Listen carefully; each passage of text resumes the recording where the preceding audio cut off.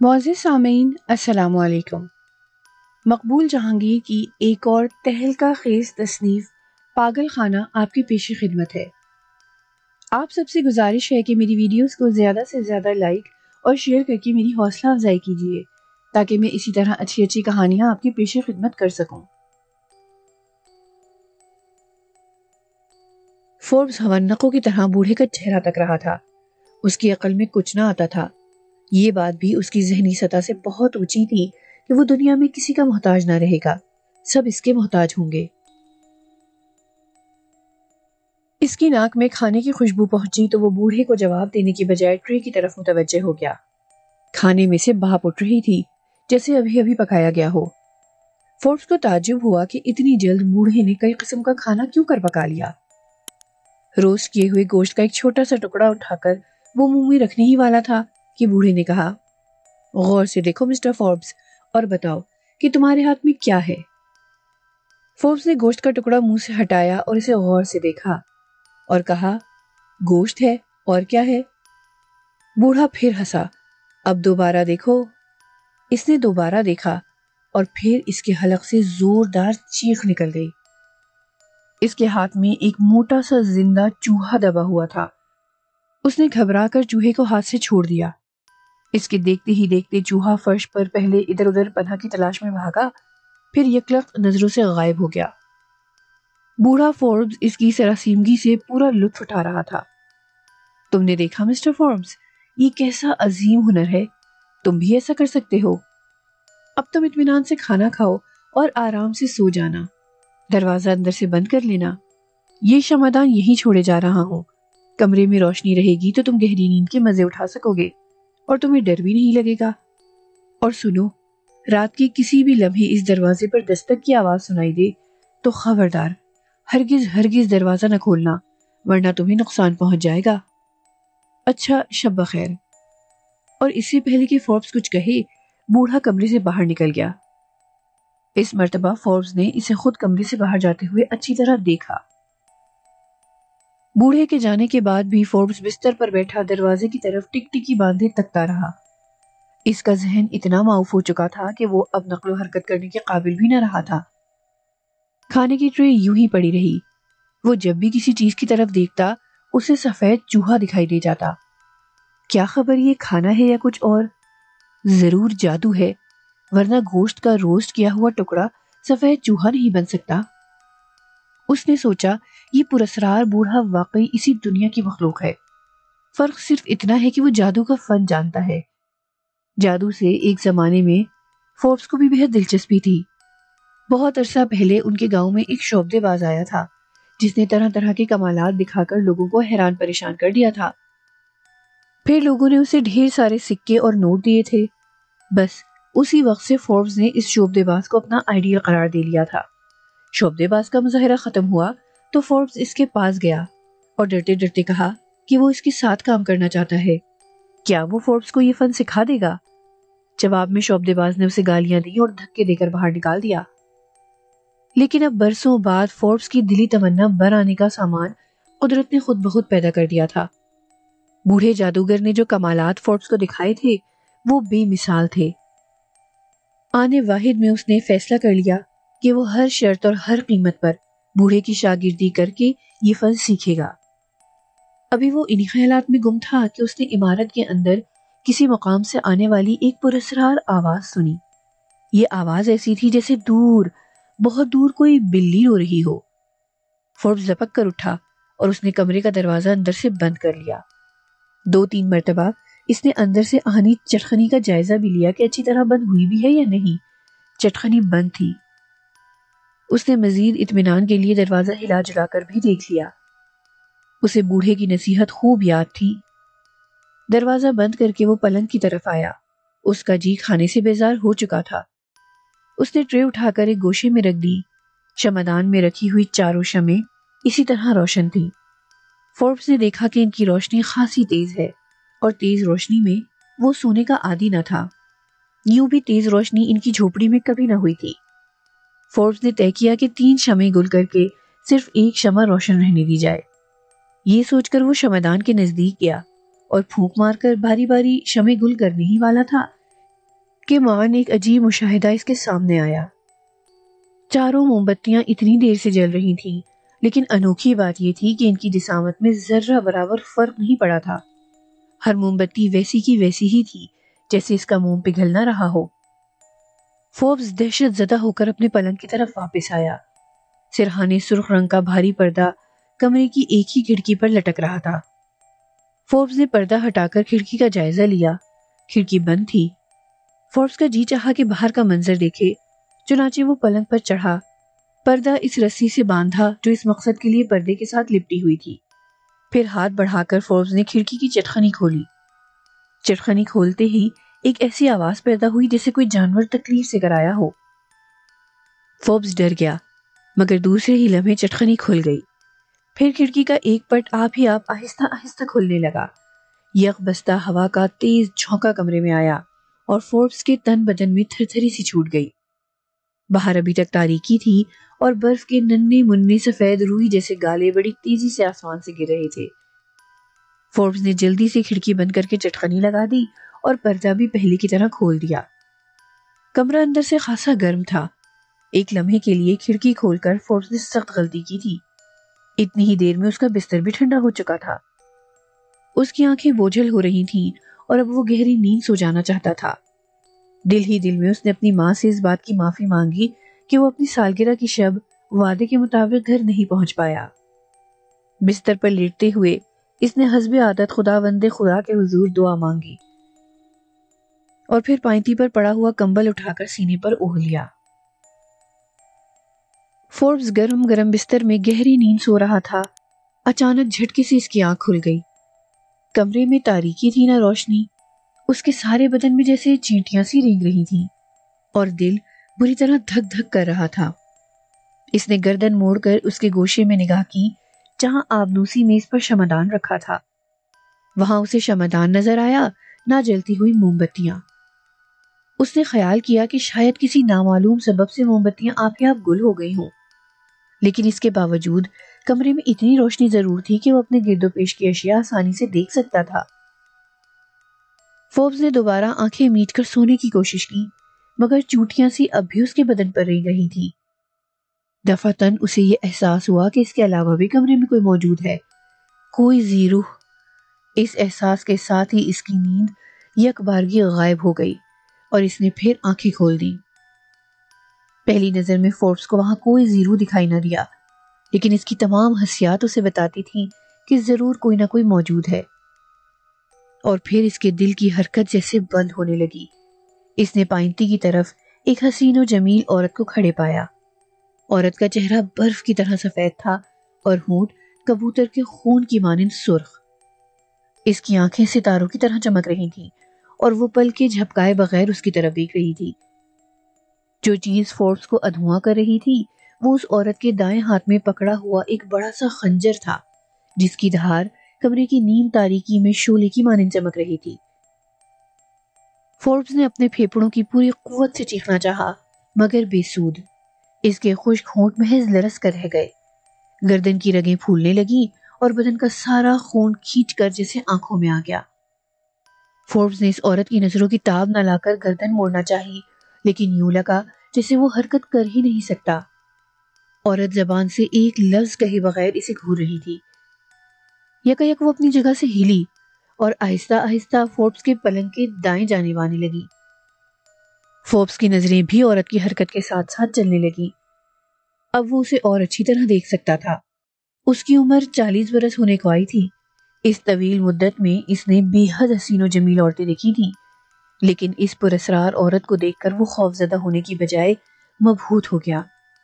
بلا شبہ پہلی بار اس نے جب اس عورت کو خنجر بدست اپنے کمرے میں پایا تھا تو اس پر سخت دہشت طاری ہوئی تھی، مگر چند لمحے بعد ہی خوف کی جگہ حیرت نے لے لی۔ وہ اتنی حسین تھی جیسے پری، وہی پری جو اکثر ان کہانیوں میں بھی آتی تھی جو فوربس کی ماں اسے بچپن میں سنایا کرتی تھی، اور آج وہ اپنے سامنے ایسی ہی ایک پری کو دیکھ رہا تھا۔ وہ دبے پاؤں جیسے ہوا پر چلتی ہوئی فوربس کے دائیں جانب کچھ اور نزدیک آئی۔ اس کا دایاں ہاتھ اٹھا ہوا تھا اور خنجر کے دستے پر اس کی لمبی لمبی سفید نرم و نازک سی انگلیاں اچھی طرح جمی ہوئی تھیں۔ فوربس نے دیکھا کہ اس کے کھلے اور لمبے بال سنہری ہیں آنکھوں کا رنگ ہلکا بھورا اور ان میں بے پناہ چمک۔ بائیں آنکھ کے پاس ایک ننھا سا کالا تل۔ چشمے زدن میں فوربس نے نشانیاں دیکھی اور اپنے ذہن میں بٹھا لی۔ ابھی تک عورت نے اسے مسلسل گھورنے کے علاوہ زبان سے ایک لفظ نہ کہا تھا۔ فوربس کے سرہانے آن کر وہ رکی اور اس نے خنجر والا ہاتھ تھوڑا سا اوپر اٹھایا۔ خنجر کی چمکتی ہوئی دھار سے فوربس کی آنکھوں میں چکا چوند سی پیدا ہوئی۔ خنجر کی نوک کا رخ عین اس کے سینے کی طرف تھا۔ فوربس نے بڑی مشکل سے اپنے دائیں ہاتھ کو حرکت دی اور اسے اپنی گردن پر رکھ لیا۔ اس کا خیال تھا کہ عورت خنجر کا وار اس کی گردن پر کرنا چاہتی ہے، لیکن عورت نے اسی لمحے خنجر کا وار فوربس کے سینے پر کیا۔ غیر شعوری طور پر فوربس نے جلدی سے بازو پرے ہٹایا اور خنجر تکیے پر پیوست ہو گیا۔ اس کا دستہ ابھی تک عورت کے ہاتھ میں تھا اور اس کی دھار سے فوربس کے دائیں بازو کا فاصلہ 1 انچ سے زیادہ نہ تھا۔ فوربس اگر پرے ہٹنے میں ایک لمحے کی بھی تاخیر کرتا تو یقیناً وہ آبدار خنجر اس کے سینے میں دستے تک اتر چکا ہوتا۔ فوربس کی نظریں مسلسل حملہ آور عورت پر جمی ہوئی تھیں۔ اس نے دیکھا کہ خنجر کا خوبصورت دستہ ہاتھی دانت کا بنا ہوا ہے اور اس پر عجیب و غریب نقش و نگار سے کندہ ہیں۔ عورت نے آہستہ آہستہ تکیے میں سے خنجر کھینچا۔ اس اثنا میں فوربس نے عورت کے دائیں بازو کا جائزہ بھی لے لیا تھا۔ اسے یہ دیکھ کر سخت ڈر لگا کہ عورت کے مرمری اور سڈول بازو پر ایک ننھا منھا کالا سانپ لپٹا ہوا ہے۔ پہلی نگاہ میں فوربس کو یہ محض بے جان تصویر کی مانند دکھائی دیا تھا، مگر یہ سانپ زندہ تھا اور اس کی ننھی سی سرخ زبان بار بار منہ سے نکلتی اور واپس جاتی تھی۔ تکیے میں سے خنجر نکال کر عورت الٹے قدموں چلتی ہوئی فوربس کی پائنتی کے پاس واپس آئی اور وہاں سے بائیں جانب آنے لگی۔ اس مرتبہ بھی خنجر اس نے اوپر اٹھایا۔ اس کی نظریں برابر فوربس کے چہرے پر جمی تھیں اور یہی کیفیت فوربس کی بھی تھی۔ وہ عورت کو بائیں جانب آتا دیکھ رہا تھا مگر بے حس و حرکت اسی طرح لیٹا رہا۔ عورت نے دفعتاً فوربس کے سینے پر دوبارہ خنجر کا وار کیا۔ فوربس پہلے سے منتظر تھا۔ وہ جھٹتا طرف سرک گیا۔ خنجر نیچے آیا اور اس مرتبہ تکیے میں پیوست ہونے کی بجائے روئی کے بنے ہوئے اس موٹے سے گدے میں لگا جو پلنگ پر بچھا ہوا تھا۔ عورت اور فوربس کے مابین اب 1 فٹ سے زیادہ دوری نہ تھی۔ فوربس اس قدر نزدیک اسے پا کر پتھرا گیا تھا۔ تیسری بار اگر وہ اسے مارنا چاہتی تو آسانی سے ایسا کر سکتی تھی کہ فوربس میں اب اپنے بچاؤ کے لیے مزید حرکت کرنے کی ہمت ہی باقی نہ تھی، لیکن ایسا نہ ہوا۔ عورت نے پہلے کی طرح خنجر گدے سے نکالا اور اسے اس لبادے کے اندر کہیں چھپا لیا جس سے اس نے اپنا بدن ڈھانپ رکھا تھا۔ اس کے بعد وہ پردے ہٹانے لگی اور فوربس کی پائنتی جا کھڑی ہوئی۔ اس کی چمکدار آنکھیں اب بھی فوربس کے چہرے پر تھیں اور اس نے ایک بار بھی پلک نہیں جھپکائی تھی۔ یکا یک گھپ اندھیرا چھا گیا اور سردی کی ایک ناقابل برداشت لہر فوربس کی ریڑھ کی ہڈی میں اتر گئی۔ اس کے حلق سے ہولناک چیخیں نکلنے لگیں۔ پھر اسے صرف اتنا یاد رہا کہ کمرے میں آبنوسی میز پر رکھے ہوئے شمعدان کی چاروں موم بتیاں جل رہی تھیں اور اس کے کان رات کے وقت گھڑیال کے 2 بجانے کی آواز سن رہے تھے۔ فوربس کا بدن تھر تھر کانپ رہا تھا۔ اس کے چہرے پر پسینہ ہی پسینہ تھا اور حلقوں میں دھسی ہوئی زرد بے نور آنکھیں بار بار کھلتی اور بند ہوتی تھیں۔ فوسٹر نے ایسی عجیب و غریب کہانی پہلے کبھی نہیں سنی تھی۔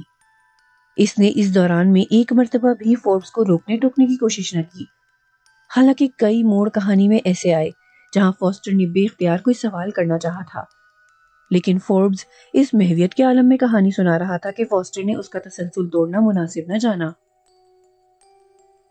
ڈاکٹر، مجھے ایک گھونٹ پانی پلا دو، فوربس نے ہانپتے ہوئے کہا۔ فوسٹر نے جلدی سے فوربس کی کوٹھڑی میں ادھر ادھر اس توقع پر دیکھا کہ شاید پانی کسی برتن میں مل جائے، مگر وہاں پانی نہ تھا۔ اسے ڈاکٹر بیسٹار پر سخت طیش آیا۔ یہ کیسے بے رحم اور سفاک لوگ ہیں، مریضوں کی کوٹھڑیوں اور کمروں میں پینے کا پانی تک نہیں رکھتے۔ اس نے گہرا سانس لے کر فوربس سے کہا، ذرا صبر کرو دوست، میں باہر جا کر تمہارے لیے پانی لاتا ہوں۔ اتنے میں فوربس کی کوٹھڑی کا چھوٹا سا دروازہ باہر سے کھلا اور ایک مضبوط بازو اندر آیا۔ اس بازو پر بال ہی بال تھے اور بازو کی چوڑی ہتھیلی کے عین وسط میں پانی کا گلاس دھرا تھا۔ فوسٹر کا منہ حیرت سے کھلا کا کھلا رہ گیا تھا۔ اس نے فوراً پہچان لیا، یہ بازو اور یہ ہتھیلی اسی دیو قامت شخص آئیوان کی تھی۔ لیکن آئیوان کو کیسے پتا چلا کہ فوربس نے پانی مانگا ہے اور فوسٹر پانی لینے کے لیے کوٹھڑی سے باہر جانے کا ارادہ کر رہا ہے؟ کھلے دروازے میں سے فوسٹر کو آئیوان کا قوی ہیکل جسم اور بدحیت چہرہ صاف نظر آیا۔ یقیناً ان دونوں میں سے ایک شخص ضرور ٹیلی پیتھی کا ماسٹر ہے، فوسٹر نے سوچا، ڈاکٹر بی سٹار یا یہ آئیوان، ورنہ یہ ممکن ہی نہیں کہ ادھر منہ سے بات نکلے ادھر دوسروں کو خبر ہو جائے۔ ایک اور خیال فوسٹر کے ذہن میں نمودار ہوا، کوئی بھی شخص ٹیلی پیتھی یا مائنڈ ریڈنگ کا کتنا ہی بڑا ماہر کیوں نہ ہو، یہ ناممکنات میں سے ہے کہ وہ اس کی اتنی باریک اور ادق جزیات سے بھی آگاہ ہو۔ اس کا مطلب تو یہ بھی ہو سکتا ہے کہ انہوں نے اس عمارت کے اندر جا بجا زود ہز چھوٹے چھوٹے مائکروفون لگا رکھے ہوں۔ اس خیال سے فوسٹر کو ایک طرف اطمینان ہوا تو دوسری طرف خوف بھی طاری ہو گیا۔ اگر دوسرا قیاس درست ہے تو پھر اس کے معنی یہ ہوں گے کہ آئندہ گفت و شنید کے مراحل بے حد احتیاط سے طے کیے جائیں۔ آئیوان کی ہتھیلی سے پانی کا گلاس اٹھا کر فوسٹر نے فوربس کے منہ سے لگایا اور اس نے واقعی ایک ہی گھونٹ پانی پیا۔ فوسٹر گلاس واپس کرنے کے لیے دروازے کی طرف مڑا تو دروازہ بند ملا، آئیوان جا چکا تھا۔ فوربس نے احسان مند نظروں سے فوسٹر کی طرف دیکھ کر کہا، ڈاکٹر، میں تمہارا ممنون ہوں۔ تم پہلے آدمی ہو جس نے میری کہانی سنی اور اس پر یقین کر لیا۔ ہاں مسٹر فوربس، میں نے تمہاری داستان سنی، یہ نہایت پراسرار اور چونکا دینے والی داستان ہے، مگر ابھی مکمل نہیں ہوئی۔ تم مجھے یہ بتا رہے تھے کہ اس شب جبکہ تمہاری سالگرہ تھی، 300 برس ایک پرانی عمارت میں کسی حسین و جمیل عورت نے تم پر خنجر سے حملہ کیا اور تمہیں ہلاک کرنا چاہا۔ وہ عورت اپنے مقصد میں ناکام رہی اور پھر غائب ہو گئی۔ کیا یہیں تک پہنچے تھے تم؟ اب غور سے میری بات سنو اور دیکھو، ناراض مت ہونا۔ مجھے یہ بتاؤ، کیا تمہیں اچھی طرح یقین ہے کہ تم نے اس شب کوئی بھیانک خواب نہیں دیکھا تھا؟ بعض اوقات انسان خواب دیکھ کر سمجھتا ہے کہ یہ سب کچھ حقیقت ہے۔ تمہارے ساتھ ایسا تو نہیں ہوا؟ فوربس کی آنکھیں ایک دم حیرت اور غصے سے پھیل گئیں۔ پتلیاں پہلے سکڑیں پھر اپنی جگہ واپس آ گئیں۔ صاف ظاہر تھا کہ اسے فوسٹر کا یہ سوال پسند نہیں آیا۔ اس نے اظہار خفگی کے طور پر منہ پرے کر لیا اور آنکھیں بند کر لی جیسے اسے نیند آ رہی ہو۔ فوسٹر نے چند ثانیے جواب کا انتظار کرنے کے بعد دہرایا، مسٹر فوربس، تم نے میری بات کا جواب نہیں دیا۔ ہو سکتا ہے تم نے کوئی ڈراؤنا خواب دیکھا ہو۔ وہ خواب نہیں تھا ڈاکٹر، خواب نہیں تھا، فوربس پلٹ کر چلایا۔ اب اس کی آنکھوں کا زرد رنگ بدل کر سرخ ہوتا جا رہا تھا۔ اس کا لب و لہجہ بھی پہلے جیسا نہیں افنا تھا۔ فوسٹر کو اس وقت فوربس بالکل نئے روپ میں نظر آ رہا تھا۔ خونی نگاہوں سے فوسٹر کو گھورتے ہوئے وہ پھر چیخا، میں جو اتنی دیر سے بکواس کر رہا ہوں، کیا اس لیے کہ تم میرا مذاق اڑاؤ؟ مہربانی کر کے یہاں سے دفع ہو جاؤ، میں اب تمہاری صورت دوبارہ دیکھنے کا روادار نہیں ہوں، نکل جاؤ یہاں سے۔ فوسٹر اسی طرح بیٹھا مسکراتا رہا۔ فوربس دیر تک بڑبڑانے کے بعد نرم آواز میں بولا، جاؤ مسٹر، میری جان چھوڑو، میں تو پہلے ہی مر رہا ہوں، اب تم کیوں مجھے مارنے پر تلے ہوئے ہو؟ اگر تم مجھے پہلے ہی بتا دیتے کہ میری کہانی پر یقین نہیں کرو گے تو میں کیوں خواہ اپنی زبان تھکاتا؟ تم ڈاکٹر لوگ نہایت سفاک اور بے رحم ہو جاتے ہو، تمہیں ہر شخص جھوٹا اور فریبی نظر آتا ہے، بس ساری دنیا میں ایک تم ہی سچے ہو۔ ٹھیک ہے، یہاں سے غارت ہو جاؤ، جھوٹوں کے پاس مت بیٹھو۔ تم ناراض ہو گئے ہو مسٹر فوربس، حالانکہ اس میں ناراضگی کی کوئی بات ہی نہیں۔ میں ایک ڈاکٹر ہوں اور میرا فرض ہے کہ اپنے مریض کی خیرخواہی کے لیے ہر وہ بات اس سے پوچھوں جو میری معلومات میں اضافہ کرنے کے ساتھ مریض کے علاج معالجے میں آسانی پیدا کر سکے۔ کیا تم اس بات سے انکار کر سکتے ہو کہ ہر انسان کبھی نہ کبھی اچھے برے خواب دیکھتا ہے؟ فوربس منہ کھولے فوسٹر کی باتیں سنتا رہا۔ فوسٹر نے اپنی تقریر جاری رکھی، میں نے بھی بارہا ڈراؤنے خواب دیکھے ہیں اور بعض اوقات یہ خواب اتنے اثر انگیز ہوتے ہیں کہ ان پر حقیقت کا گمان ہونے لگتا ہے۔ میں یہ نہیں کہتا کہ تم نے جو کچھ دیکھا وہ یقینی طور پر خواب ہی ہوگا، یہ محض میرا ایک خیال ہے۔ فوربس پہلی بار مسکرایا، وہ خواب ہرگز نہ تھا ڈاکٹر، جو کچھ میں نے دیکھا وہ بالکل ایسا ہی تھا جیسے میں تمہیں اپنے سامنے بیٹھا دیکھ رہا ہوں۔ خیر خیر، اس بحث کو چھوڑو اور مجھے بتاؤ پھر کیا ہوا؟ پھر کچھ نہیں ہوا ڈاکٹر، پھر کیا ہوتا؟ فوربس نے یوں کہا جیسے اسے کچھ نہ ہونے پر افسوس ہو رہا ہو۔ فوربس کو اس کے بعد جو واقعہ پیش آیا وہ یوں ہے۔ فوربس کو ہوش آیا تو اس نے خود کو اسی ویرانے میں پڑا پایا۔ بارش اور برف باری کسی حد تک تھم چکی تھی۔ آخر رات تھی اور کوئی دم میں صبح ہونے والی تھی۔ وہ بڑی مشکل سے اٹھا اور ادھر ادھر حیران کن نظروں سے دیکھنے لگا۔ 300 سال پرانی اس عمارت کا کوئی نشان اسے نظر نہیں آ رہا تھا۔ اس کے کپڑے ابھی تک بھیگے ہوئے تھے اور وہ ٹھنڈ سے کانپ رہا تھا۔ ایک لمحے کے لیے اس نے سوچا شاید کوئی بھیانک خواب تھا، لیکن نہیں، یہ خواب نہیں ہو سکتا۔ خواب اتنا واضح، صاف اور تسلسل سے ہرگز نہیں دیکھا جاتا۔ اگر یہ خواب ہی تھا تو اسے ایک ایک بات کیسے یاد تھی؟ وہ بوڑھا، وہ شمعدان، کھانے کی ٹرے، پھر شمع کی لو میں اپنے گھر کا منظر دیکھنا، اس کے بعد گھڑیال کا 12 بجانے کی آواز سننا، اس کا گہری نیند سونا، پھر اس حسینہ کا خنجر ہاتھ میں لیے نمودار ہو کر فوربس پر حملہ کرنا، اور یکلخت گھڑیال کا رات کے 2 بجانا۔ یہ ساری باتیں خواب تو نہیں تھیں۔ اس وقت بھی اسے اس عورت کا حلیہ اچھی طرح یاد تھا۔ ایک ٹیلے کے قریب بیٹھ کر وہ دیر تک گمسم سوچتا رہا کہ یہ کیا معاملہ تھا، مگر اس کے سوچنے سے کچھ بھی نہ ہوا۔ تھوڑی دیر بعد مشرقی افق روشن ہوا اور صبح کو اجالا پھیلنے لگا۔ فوربس کا بدن سخت ابتر حالت میں تھا اور ایک ایک رگ اور پٹھا فریاد کر رہا تھا۔ مان اسے اپنی ماں یاد آئی۔ شاید وہ اب بھی جھوپڑی کے دروازے پر کھڑی اس کا انتظار کر رہی ہوگی۔ فوربس اپنی ساری جسمانی تھکن بھول کر بے تابانہ اٹھ کھڑا ہوا۔ اب وہ جلد سے جلد گھر پہنچ کر ماں کو بتانا چاہتا تھا کہ اس کے ساتھ کیا حادثہ پیش آیا، اور وہ کوشش کے باوجود وقت پر گھر کیوں نہ پہنچ سکا۔ فوربس کا خیال تھا کہ ماں یہ عجیب و غریب واقعہ سن کر حیران رہ جائے گی۔ ویرانہ عبور کرتے ہی فوربس کو وہ سڑک دکھائی دی جس پر وہ گزشتہ 30-35 برس سے پیدل چل رہا تھا۔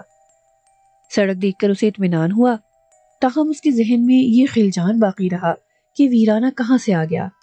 آخر وہ اتنے برس سے اس تمام علاقے میں گھوم رہا ہے، پہلے اس کا گزر اس ویرانے سے کبھی نہ ہوا تھا، اور وہ 300 سال پرانی عمارت، ہو سکتا ہے یہ عمارت وہاں کہیں موجود ہو۔ پھر کسی وقت دن کی روشنی میں ادھر آئے گا اور یہ عمارت تلاش کرنے کی کوشش کرے گا۔ ماں بلا شبہ جھوپڑی کے باہر زمین پر بیٹھی فوربس کی راہ تک رہی تھی۔ ماں کو دیکھتے ہی فوربس بھاگا اور اس سے لپٹ گیا۔ ماں کی آنکھوں سے آنسو رواں تھے۔ اس نے فوربس کو سینے سے لگا لیا اور بھرائی ہوئی آواز میں بولی، فوربس، کہاں تھے تم؟ کیا تمہیں یاد نہیں رہا کہ گزشتہ شب تمہاری سالگرہ تھی اور تمہیں گھر میں ہونا چاہیے تھا؟ بتاتا ہوں ماں، سب کچھ بتاتا ہوں، فوربس نے کہا۔ پھر وہ دونوں جھونپڑی میں گئے اور فوربس نے سارا واقعہ ماں کو سنایا۔ فوربس کی داستان سن کر ماں کا رنگ ہلدی کی طرح زرد پڑ گیا۔ اس نے ایک بار بھی فوربس کے بیان کا تسلسل نہیں توڑا اور نہ کوئی سوال کیا۔ جب وہ خاموش ہوا تب ماں نے لرزتی آواز میں پوچھا، کیا تمہیں یاد ہے وہ عورت کس وقت تمہارے کمرے میں آئی تھی؟ ہاں، اس وقت رات کے 2 بجے تھے۔ گھڑیال کے 2 بجانے کی آواز میں نے خود سنی تھی۔ ماں کا چہرہ یہ سن کر مزید پیلا پڑ گیا اور اس کے ہاتھ پاؤں ٹھنڈے ہو گئے۔ فوربس نے پریشان ہو کر کہا، کیا بات ہے ماں، تم اتنی خوفزدہ کیوں ہو سکتا ہے میں نے کوئی ڈراؤنا خواب دیکھا ہو۔ ایسے خواب تو آتے ہی رہتے ہیں، اس میں اتنا ڈرنے کی کیا ضرورت ہے؟ ماں نے اسے دوبارہ سینے سے لگا لیا اور بولی، فوربس، جو کچھ تم نے دیکھا خدا کرے وہ خواب ہی ہو، لیکن میرا دل کہتا ہے کہ وہ خواب نہیں تھا، حقیقت تھی۔ فوربس بدحواس ہو گیا۔ کیا کہتی ہو ماں، وہ خواب نہیں تھا؟ ہاں بیٹا، مجھے تو ایسا ہی لگتا ہے کہ ضرور کوئی ناگہانی آفت ہم پر نازل ہونے والی ہے۔ بدھ کی رات 2 بجے تم پیدا ہوئے تھے اور ٹھیک 2 بجے اس عورت نے تم پر خنجر سے وار کیا۔ ماں دونوں ہاتھوں سے چہرہ ڈھانپ کر زاروں قطار رونے لگی اور فوربس بھی اس کے ساتھ ساتھ رو پڑا۔ دیر تک رونے دھونے کے بعد وہ چپ ہوئے تو ماں نے کہا، بیٹا، میرا دل کہتا ہے کہ میں اب زیادہ دن نہ جی پاؤں گی، کاش میں مرنے سے پہلے تمہاری شادی کر سکتی۔ اب تم ایسا کرو کہ اس عورت کا پورا حلیہ کسی شخص کو بتا کر ایک کاغذ پر لکھوا لاؤ. یہ کاغذ سنبھال کر رکھنا، شاید تمہیں اس کی ضرورت پڑے گی. اگر تمہیں کبھی اس حلیے کی عورت ملے اور تم سے شادی پر رضامند ہو جائے تو اس عورت سے ہرگز ہرگز شادی نہ کرنا. فوربس کو دل ہی دل میں اپنی حماقت پر افسوس ہونے لگا کہ اس نے خواہ مخواہ اپنی بوڑھی ماں کو عجیب وہم میں مبتلا کر دیا تھا. اس نے ماں کو سمجھانے بجھانے کی بڑی کوشش کی، لیکن ماں بضد رہی کہ وقت ضائع نہ کرو، فوراً اس عورت کا حلیہ کاغذ پر لکھوا کر لاؤ. چنانچہ فوربس گاؤں کے پادری کے پاس گیا اور خنجر بدست عورت کا حلیہ لکھوا کر لے آیا. پادری نے اس سے پوچھنا چاہا کہ یہ عورت کون ہے اور حلیہ لکھوانے کا کیا مقصد ہے، مگر فوربس نے اسے ٹال دیا. ماں نے کاغذ کا وہ پرزہ لوہے کے اس واحد صندوقچے میں رکھ کر مقفل کر دیا جس میں اس کے روپے پیسے وغیرہ رکھے رہتے تھے. وقت گزرتا کیا، فوربس کی نحوست کے دن ختم ہو گئے. اب وہ جس کام میں ہاتھ ڈالتا کامیابی ہوتی. بہت تھوڑے عرصے میں اس نے اپنے گھر کی حالت بدل ڈالی. جھونپڑی سے نکل کر دونوں ماں بیٹا ایک پختہ اور نئے مکان میں منتقل ہو گئے. فوربس نے کپڑے کی تجارت شروع کر دی تھی اور بالآخر اس نے گاؤں کی مارکیٹ میں اپنی دکان خرید لی. اس کی عمر 45 سال ہو چکی تھی اور اسے مالی پریشانی نہ تھی.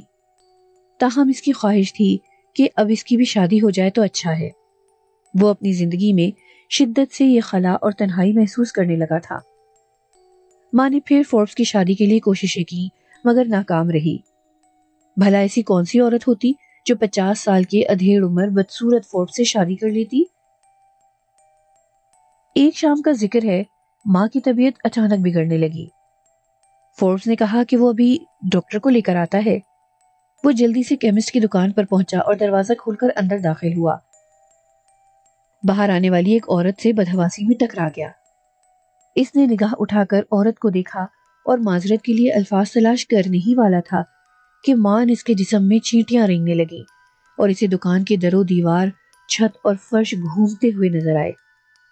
اس نے دونوں ہاتھوں سے اپنا سر تھام لیا. عورت وہی کھڑی فوربس کو متجسس نگاہوں سے دیکھ رہی تھی. فوربس لڑکھڑا کر گرنے ہی والا تھا کہ عورت نے ہاتھ بڑھا کر اسے سہارا دیا. فوربس کی نگاہ اس کے مرمری سڈول برہنہ بازو پر پڑی. بازو پر چھوٹے سے سانپ کی تصویر بنی تھی. فوربس اپنی لرزہ خیز کہانی سناتے سناتے یکلخت رک گیا. فوسٹر دم بخود تھا. فوربس کی کہانی نے فوسٹر کے دل و دماغ میں ایک عجیب ہیجان سا برپا کر دیا تھا. فوربس اتنی سادگی اور معصومیت سے اپنا قصہ کہہ رہا تھا کہ ایک لہجے کے لیے بھی فوسٹر کو یہ شک نہیں گزرا کہ اس قصے میں حقیقت کا عنصر کس قدر ہے اور وہم و گمان کس قدر. اسے فوربس جیسے مجہول شخص سے توقع بھی نہ تھی کہ وہ من گھڑت واقعہ سنائے گا.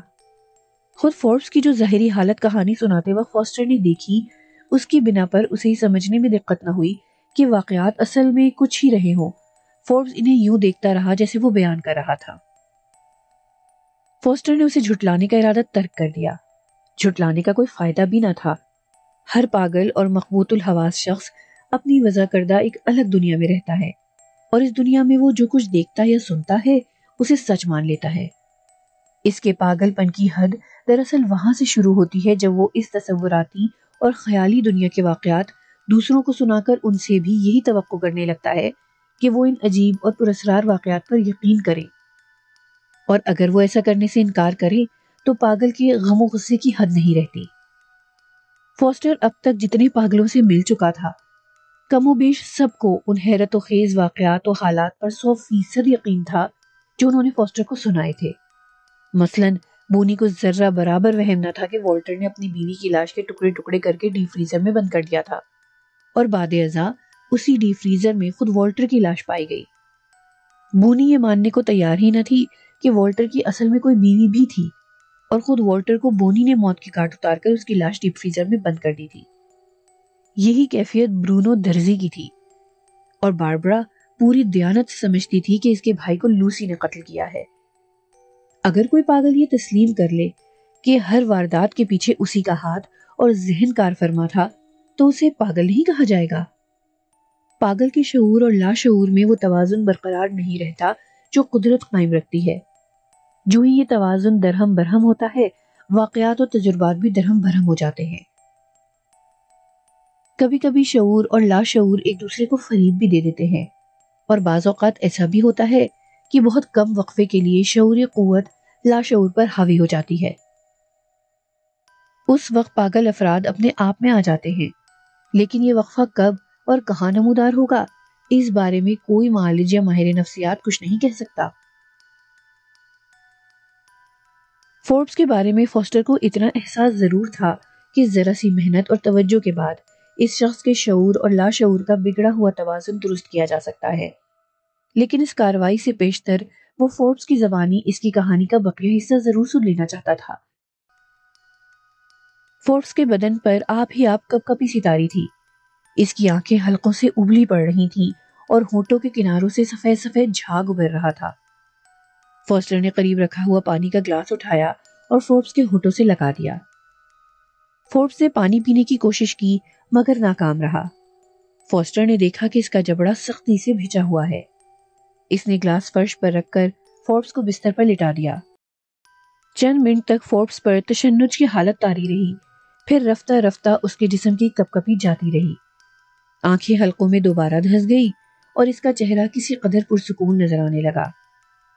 اس نے ممنون نگاہوں سے فاسٹر کو دیکھا اور آہستہ سے کہا، ڈاکٹر، شاید میری زندگی کے دن پورے ہو گئے ہیں، میں مر رہا ہوں ڈاکٹر۔ ایسا نہ کہو مسٹر فوربس، تم ٹھیک ہو جاؤ گے، تم صرف جسمانی طور پر کمزور ہو، اس لیے گھبرا گئے ہو۔ میں پوری توجہ سے تمہارا علاج کروں گا، تم جلد تندرست ہو جاؤ گے۔ فوربس کے بے جان ہونٹوں پر خفیف سی مسکراہٹ ابھری۔ ہاں، سب ڈاکٹر ایسا ہی کہتے ہیں، سب ایسا ہی کہتے ہیں، لیکن میں زندہ رہ کر کیا کروں گا ڈاکٹر؟